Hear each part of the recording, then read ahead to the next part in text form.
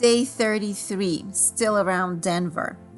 So after Buffalo Bill, I just continued on with the highway, and it took me to something called Red Rocks State Park that has amazing tall cliffs of bright red sandstone and amazing views of the mountains and of the downtown Denver below. And it also has something called the Red Rocks Amphitheater, which is a world-famous concert venue that has been in operation for over 100 years, and the amphitheater itself was built in the 40s. And apparently it's the only place in the world where there is a naturally occurring, acoustically perfect amphitheater. I couldn't get inside, unfortunately, because they were preparing it for a concert, but I went to the visitor center and a little museum there, and the walls read like the who is who of that 20th and already 21st century music. Anybody who has anything played there, U2, the Eagles, Coldplay, Depeche Mode, the list goes on and on and on. There was actually a riot at the concert of Jethro Tull, and rock concerts were banned from there for a couple of years. So now I know to prepare beforehand, and if I'm around that area next time, I'm definitely gonna get a ticket to a concert. Right next to Red Rocks, there is something called Dinosaur Ridge, which actually has two parts to it, one with a little museum and a hiking trail that goes up an incline, and I decided there is no way I'm gonna make it because I was not holding up well with the altitude and with the heat.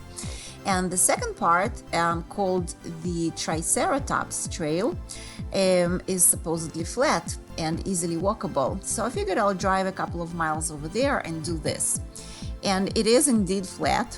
It goes along this beautiful golf course from which there are golf balls flying at supersonic speeds every once in a while, and one almost hit me, and if it did, it would not have been pretty. And for the life of me, I cannot understand how anybody can look at those rocks and realize that they have actual dinosaur footprints on them. But apparently there are enough Dr. Ross Gellers in the world who actually can figure this out. So after walking around a little bit and getting to enjoy this little guy, I finally made it to my car, cooled off, revived a little bit, and continued on to my last destination of the day. So the International Church of Cannabis in Denver is a religious organization that claims to use cannabis as a sacrament in order to elevate people to a higher understanding of self. Hence, they call themselves the Elevationists. And on the first floor, there's a very nice lobby with chairs and books and the table games and computer games. And on the second floor, there's something called the chapel. And they have this amazing light show with music, and the combination of that with the paintings on the ceiling and on the wall gives you a really, really psychedelic vibe.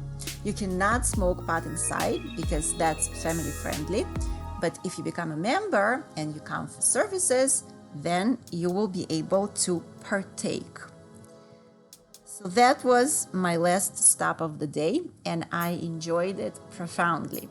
So if you're ever in Denver, go to the Church of Cannabis for the light show in the chapel. It will be a very well spent $15.